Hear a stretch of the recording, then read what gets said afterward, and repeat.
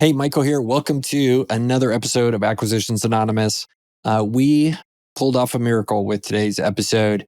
We made insurance exciting. And as somebody who's been in business for a long time and has insurance tied for number one as the things I find most boring in business, our guest, Tom Gilroy, did an amazing job of helping me understand how important insurance is, especially as you're looking at a business to buy and getting that to be something in your possession. So we talked about everything. How do you find a great insurance broker? What is your insurance broker's role in looking at a new business to buy? How do you be proactive to minimize claims and minimize risk in how you structure a deal and then how you operate it and run it? The types of insurance you should be looking at and the dangers of not doing this kind of work in terms of risk mitigation and talking to the right insurance partners before and during you own a business. So, with no further ado, here's Tom. And we had a great time chatting about this stuff. And right before that, here's a quick word from our sponsors, and then we'll be right into the episode. Thanks for being here. Today's sponsor is Microacquire, and Microacquire is the number one startup acquisition marketplace, and it is simply the most efficient way to buy and sell startups when you're ready to make your next move. So, we've had Andrew, who's the CEO and founder of the company, on the pod before, and he's been great. The cool thing about Microacquire is that most of the conventional options for buying and selling your company, especially a tech one, are expensive for founders. So Microacquire puts all the cost and flips that the other side around. So they are free and anonymous listings, and they apply a rigorous vetting process where actually only 50% of the startups make it on average.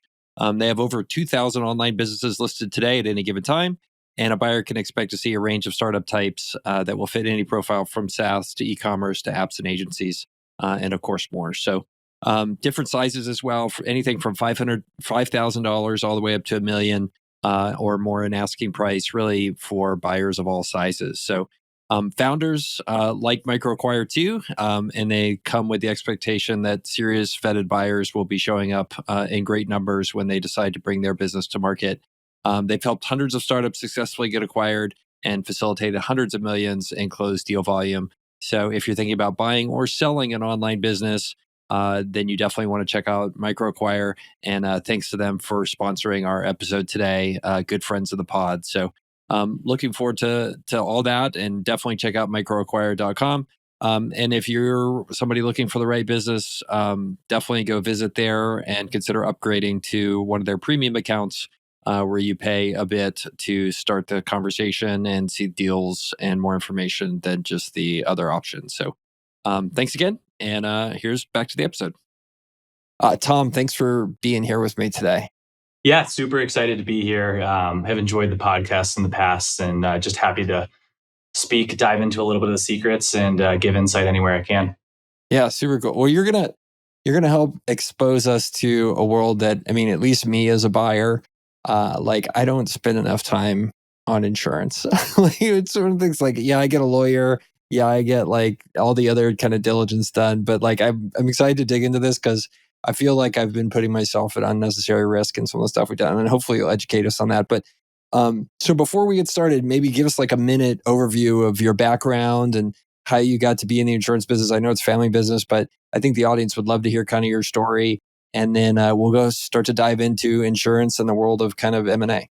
Yeah, sure. So personally, I'm living in New York City, in Brooklyn, New York, originally from upstate, and haven't been in insurance forever. I actually started in the finance side and loved that area and got to see a lot of things. But ultimately, I was looking for something where I could really differentiate, make an impact, and then happened to talk to my dad about the family business. And after a 6-month discussion, decided it's something that could really benefit both sides. So I will say I semi stumbled my way into the insurance area, but with any family business, you can't dip your toe in and say, just kidding. So it was a very thorough decision. And that was about 3 years ago that I took the plunge back on the insurance side. Yeah.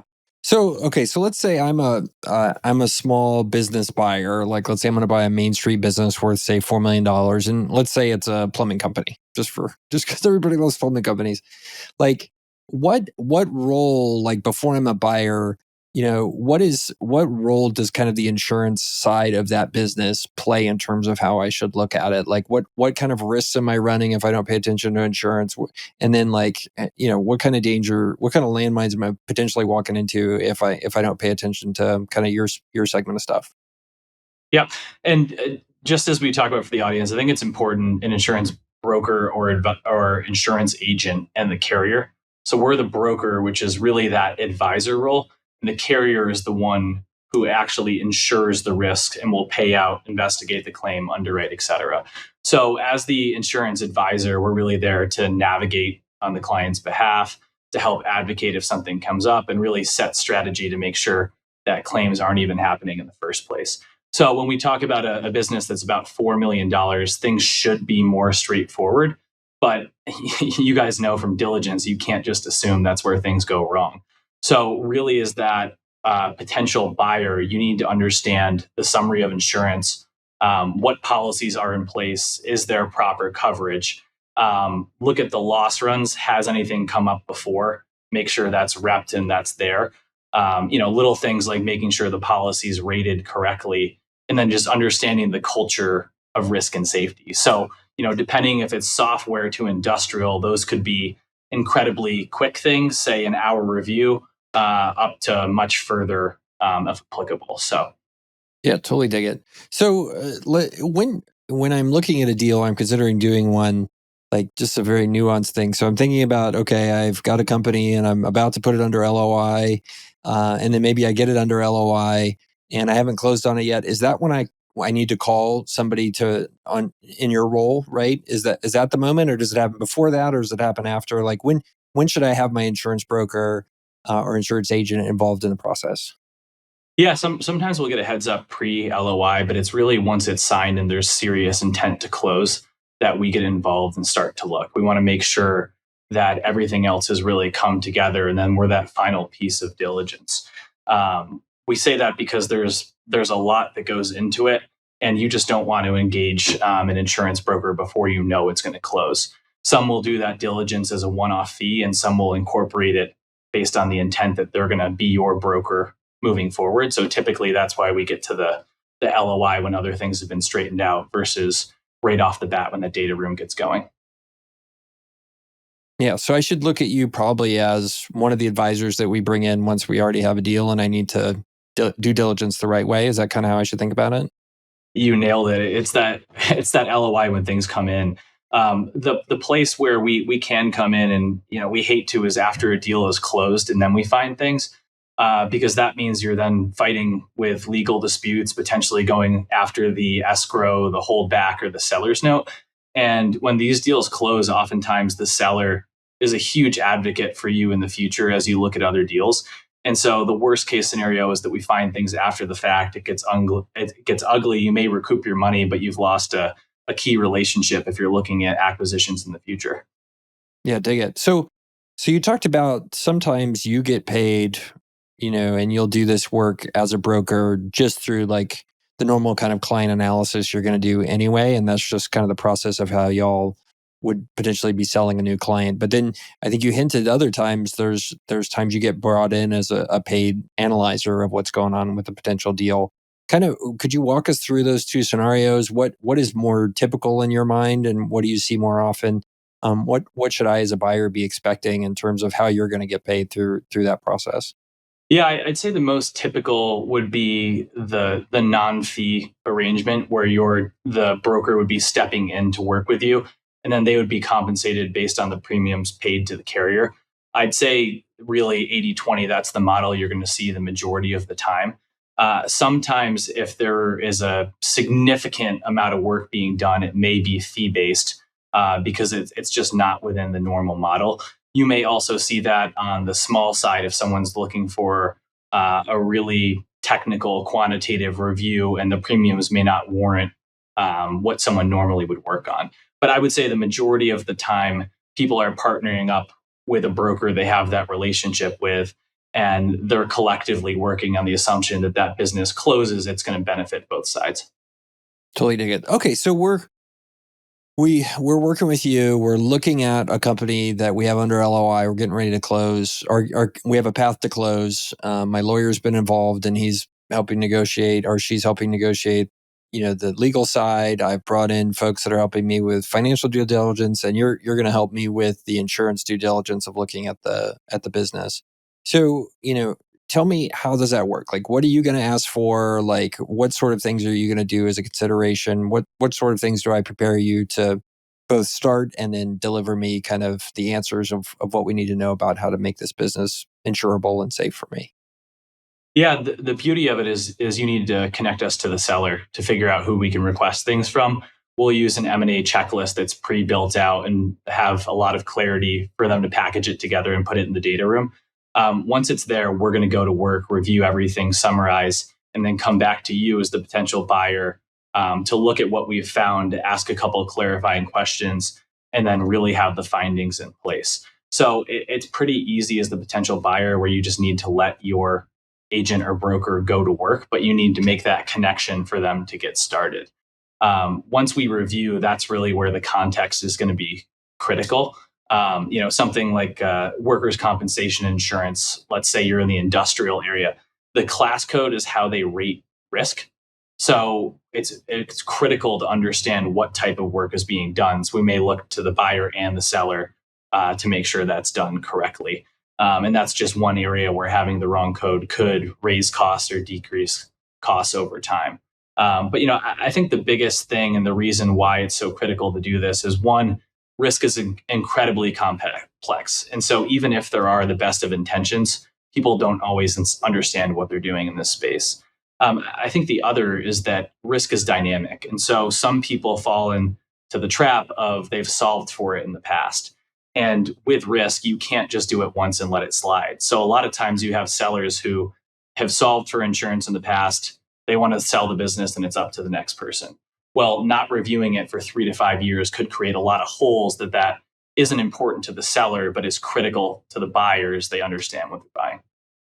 Yeah, totally dig it. So, one of the things I'm curious about, like, how does my insurance broker or insurance agent kind of interact? You talk about how they interact with the seller.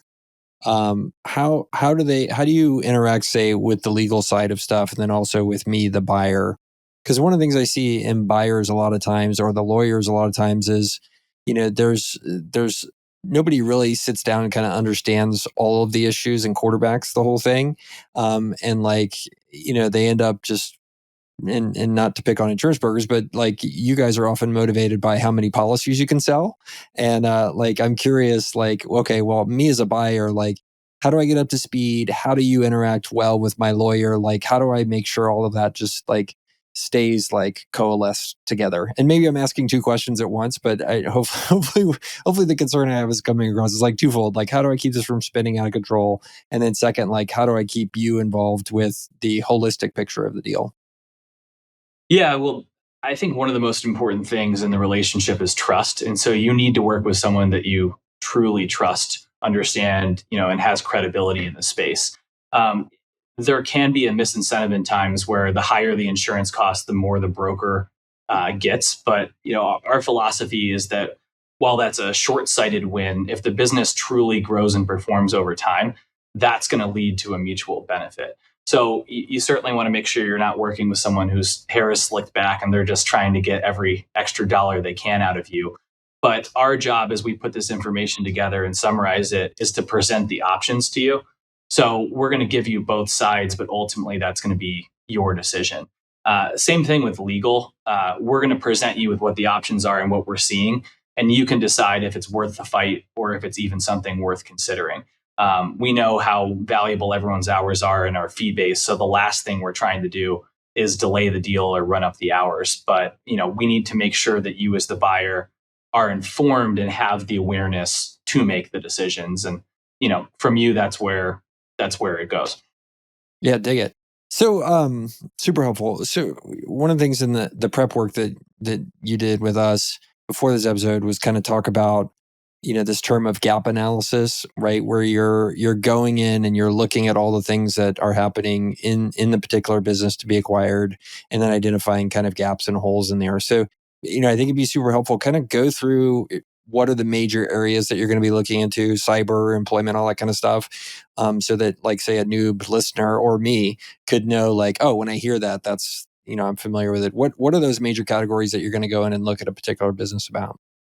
Yeah, there's a whole stream there from your property insurance to the various forms of liability that you have. The common one, most people have property in place or they have their general liability. So we're going to review those limits to make sure they're appropriate. But the places where we're seeing that people are uncovered often is cyber insurance, which has just rocketed in the amount of claims over the last 5 years. Employment liability. And depending on your state, some states are extremely employer friendly, which, if you don't have the proper practices in place, could leave you exposed. Umbrella policy is another one which people might not be familiar with, or might be familiar with it, known as excess liability. So people might put that base layer in, but they're not really thinking about the total exposure that they can. So, it's anything from the things you own, such as buildings, cars, equipment, to the liability that you're exposed to generally risk practices that we may not necessarily solve with an insurance policy, but might be a practice that needs to go into place. And I think the trap that people fall into there is some people just think risk is insurance. You slap a policy against it and you've solved for it. And we tend to think of risk holistically, and that's really the proper way to do it. You can always buy a cyber policy, but if your team doesn't have multi-factor authentication in place, you could just be opening up the door to exposure and a hacker coming in there. So you can't just think about the policy. You need to think about how you proactively manage the risk and prevent things from happening in the first place. Yeah. So, let's say I am a business owner and I want, I guess the best way to save money on insurance is don't have any claims. And the best way to not have any claims is to be smarter about it. Like, what are the ways that, like, I as a business owner can be smarter to minimize claims, right? And then secondarily, like, is there a way I can find out, like, how many claims the business I'm buying has had? Like, so anyway, I did it again. I asked you two questions in one. So pick which one you want to answer. Let's do that one. We'll answer the other one. Let's start with the second, because it's really easy. So, can you find out what losses have occurred? Yes. So any insurance that has been in place, you can request something called a loss run, and that loss run is going to be a summary report of claims that have occurred over each period. So the current agent for the seller will be able to request that from each carrier and package it together. So that loss run analysis is critical to what we do. Additionally, if there isn't coverage in place, we'll ask the seller if an uncovered claim has occurred, and we'll have them rep if nothing has before. But it's really easy to request the runs where policies are in place, and it's really important to ask what's occurred where there aren't policies to cover it. And then remind me the first part of the question as we're going there. Well, the first part, the first part of the question is, how do I, as a business owner or business buyer, run the business in a way that's going to minimize those number of claims, minimize the number of times that people are going to go to my insurance company and try to recover damages or funds? Yeah, I think you need to have a proactive process in place where you're reviewing your risk at least annually, and you should have some form of assessment that helps you understand it. You can't lose weight if you don't know how much you weigh. And so that first step is really awareness, looking at the risks, and then deciding, what you can work on. And a lot of times when we're partnering with clients, when we put a plan in place, there's things we can accomplish over the next year and things we put aside. Because, as a business owner, as much as you want to fix everything at once, if you try to, it's going to go nowhere. So you have to figure out what priorities can you actually action, and what do you need to put on that roadmap in the future. Yeah. So just maybe as a dumb question, what is the motivation for me as a business owner to have fewer claims, right? Like, I'm getting lumped in with a pool with like everybody else. Like, why do I care? How does that come back to me? And maybe this is all on how it gets priced, right? On a per client basis, or how does that all get kind of, why do I care? Why do I care at all if I have claims? That's exactly right. I don't think a lot of people realize that you have a credit score within risk. And so your experience matters for the future. So the more claims you have, the more expensive it's going to be to insure those policies. But, the reverse is also true, where if you're incredibly proactive, you're arming your broker with a story they can then go to the carriers with and explain why you're a better risk. Each insurance carrier has underwriting standards, and they all have thresholds where they can move the needle. And that can be 20, 30% at times. So if you're coming in just as a blank sheet of paper without a real story or risk management program in place, they're not going to be incentivized to give you a discount. But if you can point to the strategies you put in place, the past experience you have, you're really armed to go to them and fight for discounts as a best in class risk. So, yes, definitely. If you're thinking the policy is just going to keep paying, you're in big trouble, because ultimately, if carriers see continued repetition without change, they're just not going to insure the policy, and you're going to be left in a place where you're paying could be 10 times what the market average is, and just losing huge margin relative to the peers. Yeah, super cool.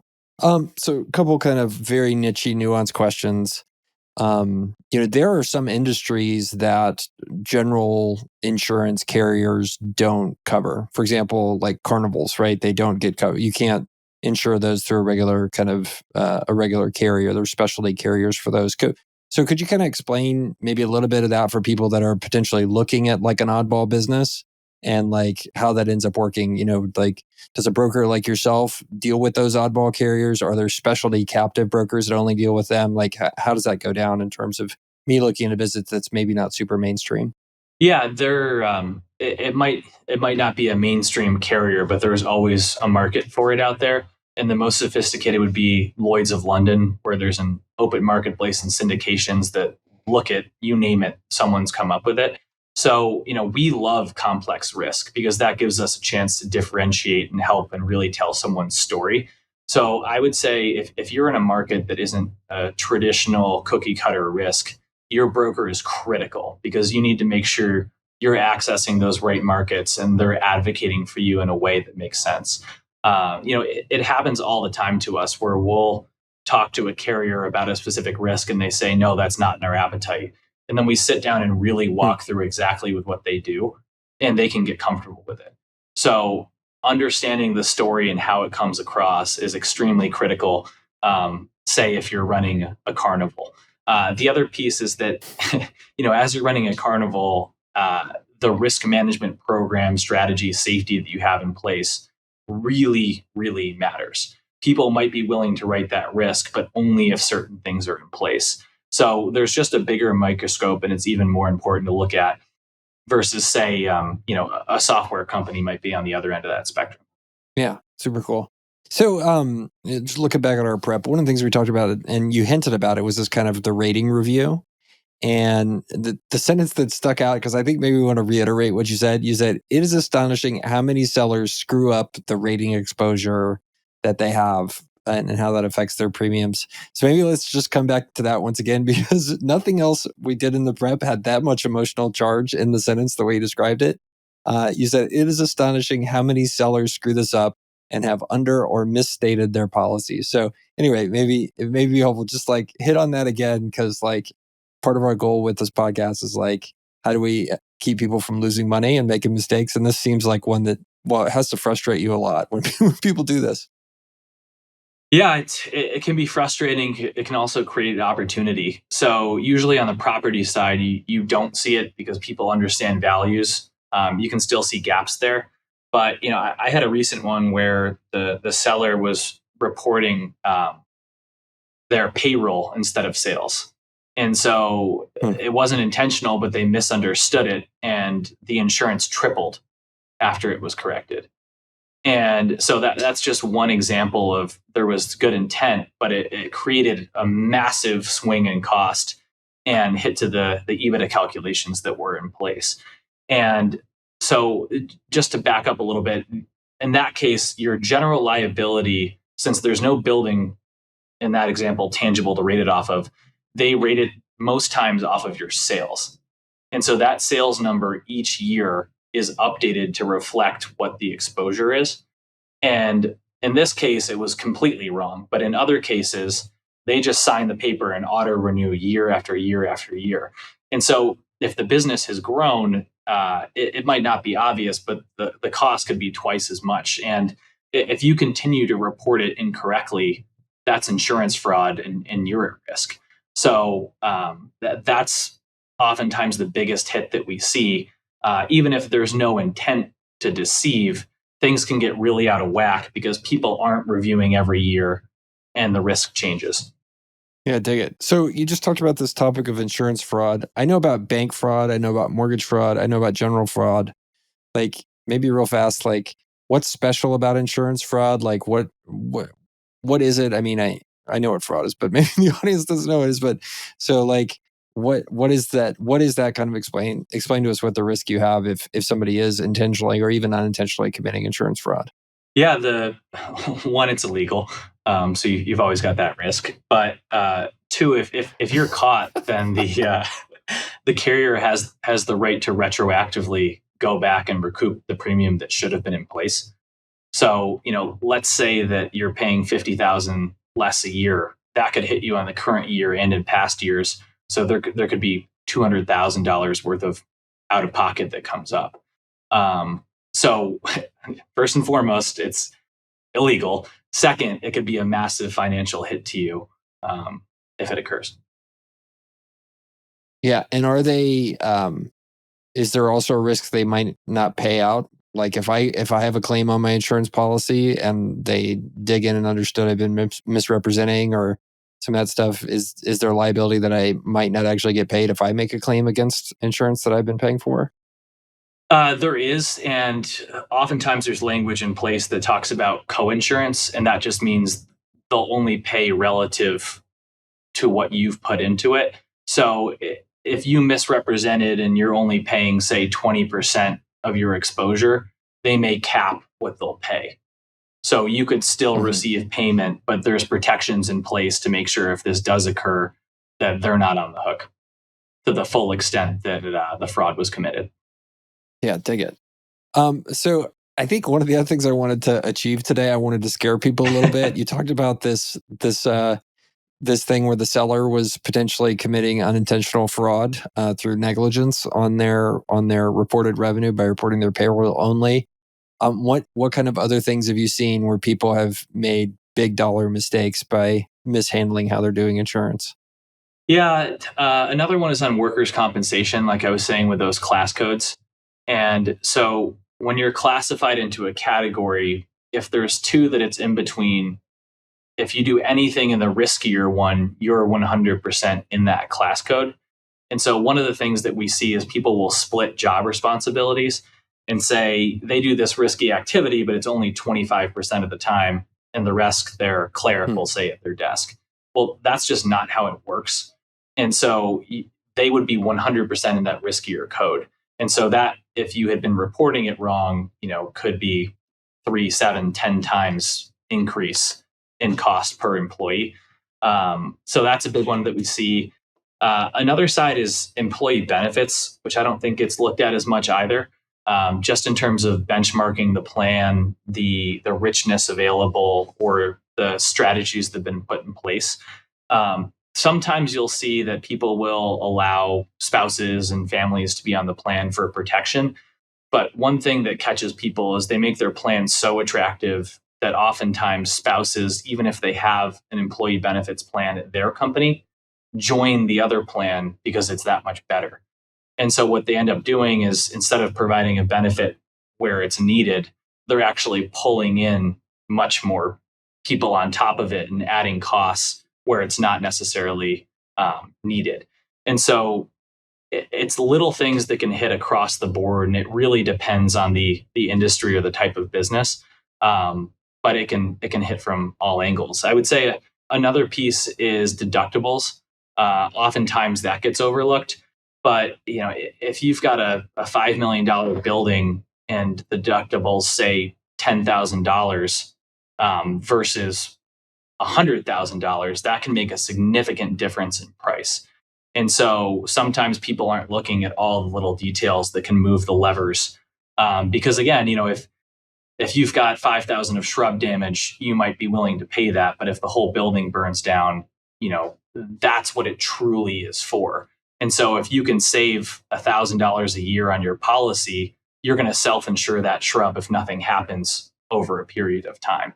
So it's not a great answer because it really depends, and it can hit on all sides, which just goes back to the importance of looking at your risk and having someone there as a partner.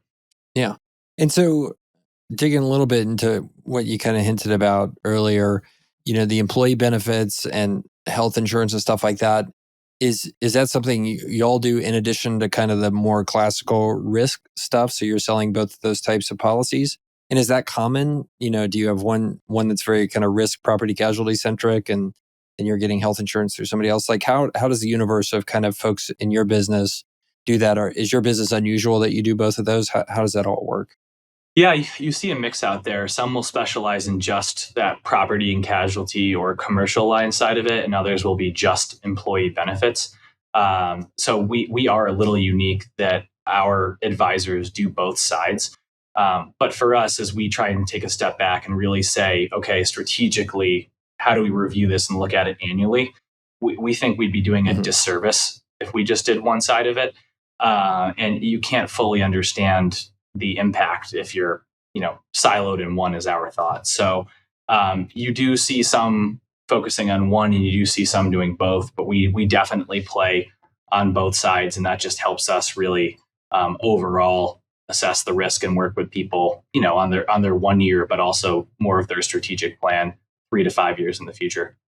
Yeah, totally dig it. Well, cool. Well, I think the last thing I really want to hit on is just understanding, let's say I'm a buyer, and besides calling you because you seem really smart, and like, how do I go about picking a broker? Like, how do I figure out who the right, if I'm new to this, how do I go about figuring out who the right insurance broker is going to be for me? What advice do you have for people to do that, to go run a search and find the right partner? Yeah, I would love to work with everyone, but there's a lot of good people out there doing good things. And so I think some of the qualities that we talked about, find someone that's credible, find someone that you can trust, and find someone that you're aligned on their philosophy or approach. For us, we talk about it's critical to be proactive, do an annual assessment, really be looking at things against the vision in the future.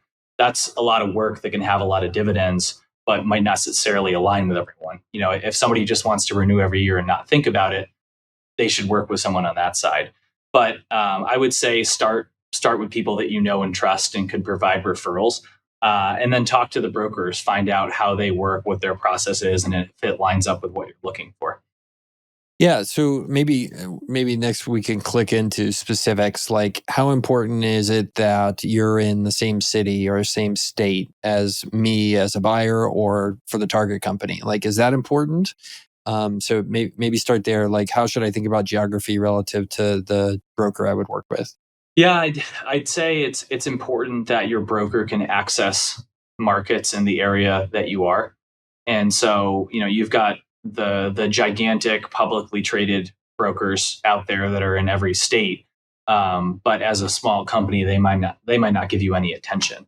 So it really depends if there's access. We're in New York State, and that's really the roots of where we are, but we do business all across the country. And so we have the ability to go everywhere. So I wouldn't say it's critical to have feet on the ground. I think the other change recently, and this ties in with COVID, but there used to be a lot of relationships where people needed to look someone in the eye in order to be their partner. And now we're seeing those walls and those barriers are kind of broken down as people do a lot of things more virtually.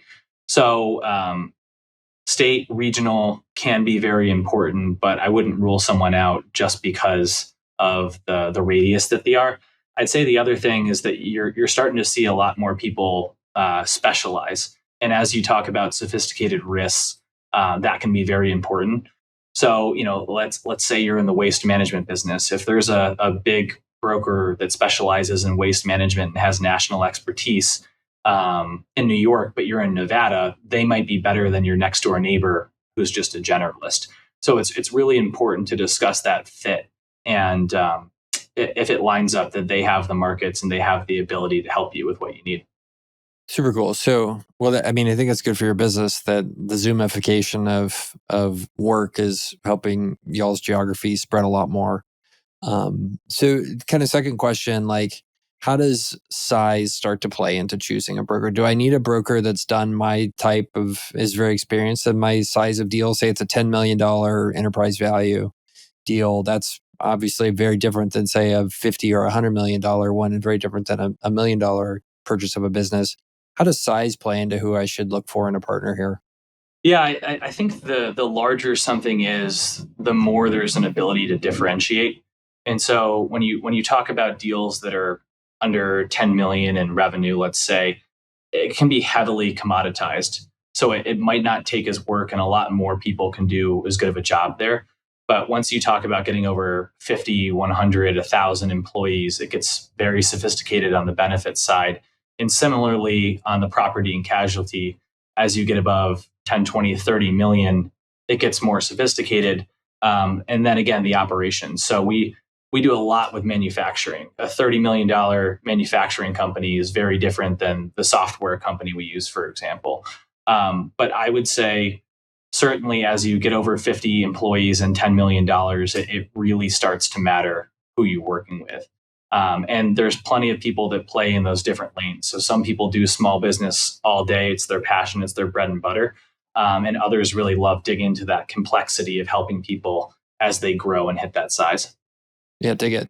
So one thing I do have experience with is just, reps and warranties insurance. So that's where either the buyer or the seller pays for a policy that has a limit on what it can pay out if something represented by the seller turns out to not be actually true. And I think there's been talk I've seen on Twitter where people are like, yeah, I want to get reps and warranties insurance or RWI for these little tiny deals. And I'm like, I don't think you want to do that.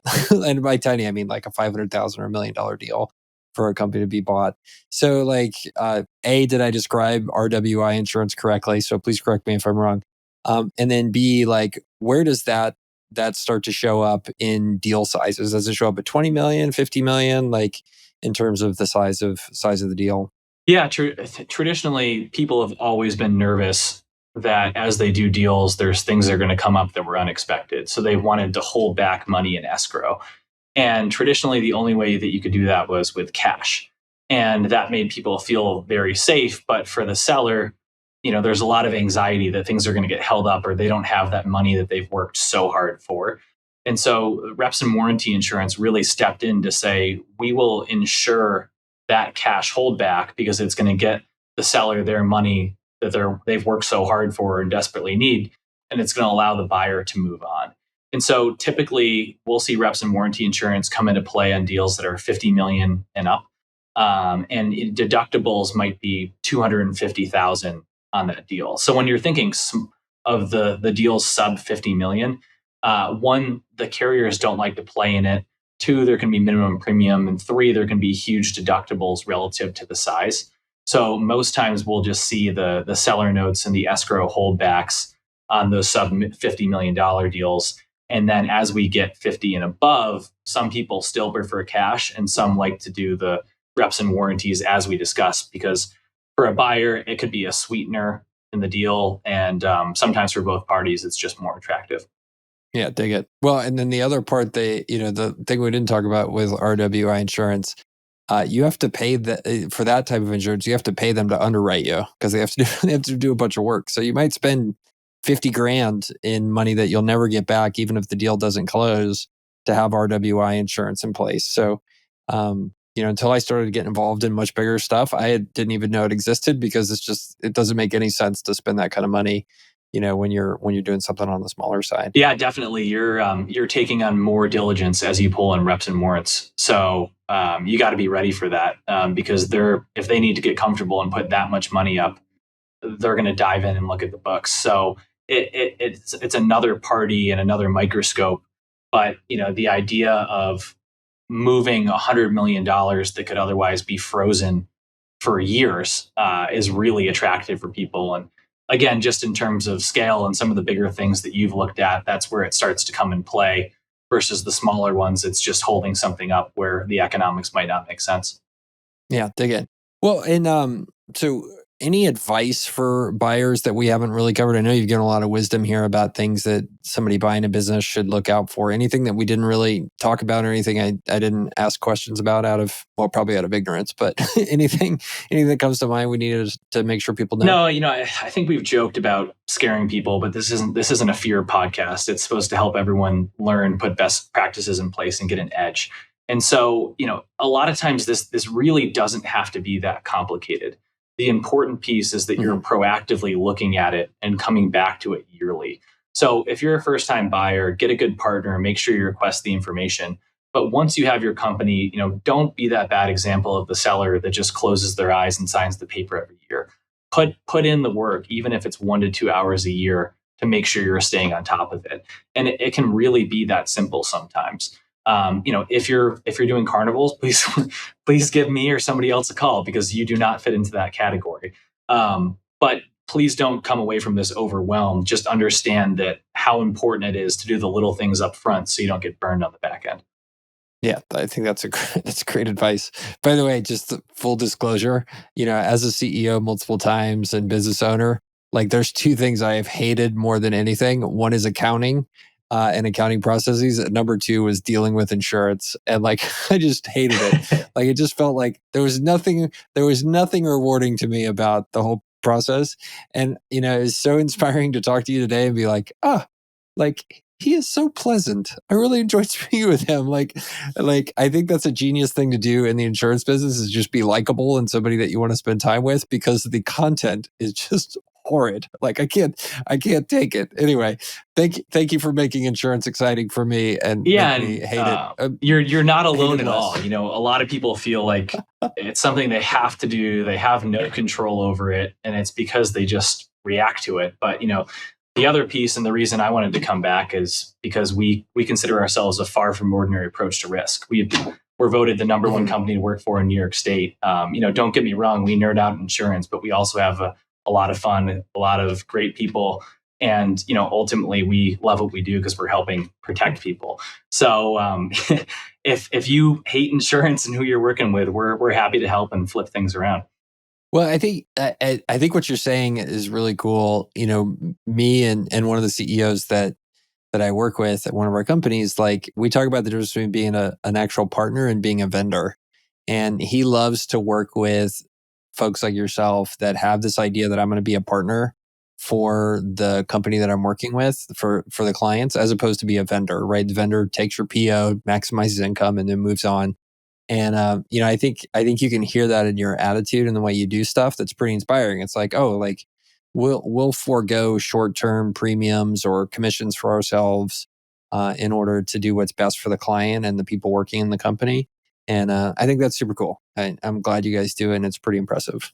Yeah, I appreciate that. And, listen, the more people that we can help, the better. I'm fourth generation, but I still consider myself an entrepreneur. And I think the whole audience here is entrepreneurs. So if we can help people earn an edge or get a little bit, happy to do it.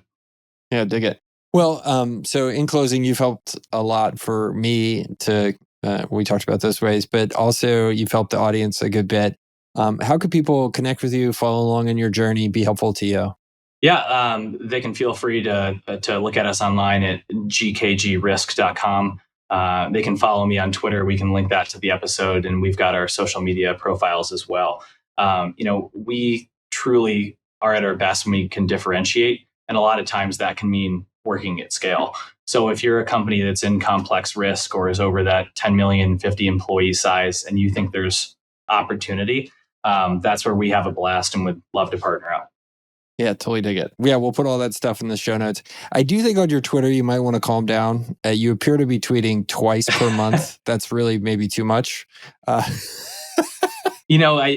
actually, I love Twitter and I love the SMB ETA space, because I think there has been incredible peer sharing, and people have talked about cool behavioral tests like Colby or different things we can learn from. But it also turns into just an engagement booster, give me followers, help me monetize. And that just goes against my core. And so If I'm helping someone through Twitter, it's always in the DMs. I don't want credit or more promotion. I just want to help somebody get the answer. Yeah. I love how your pinned tweet is solemnly swear to never post a thread. I was like, that's a good man taking a stand. I mean it. Well, as somebody writing 2 threads per week, yeah, I'm insulted. No, but you're genuinely giving people value. You're one of the fun ones out there, and you can do it and also mention Chili's and give a big laugh. And so, to all those people out there that are truly helping, giving back, like, thanks for being the reason that I'm still engaged on Twitter. It's a good time. It's a good time. Though, I'm about to break 98,000 followers, which is a vanity metric. It doesn't mean anything because the algorithm doesn't really care how many followers you have. And it cares how much people engage with what you're doing. But it does seem like the higher the number gets, the more number of kind of just bizarre replies I get on stuff. And it's just like, okay, well, I guess I deserve this. Yeah. Well, let's hope we get you over that 100 before Elon gets some of those bots out there. We don't need to see you tanking back down towards 90.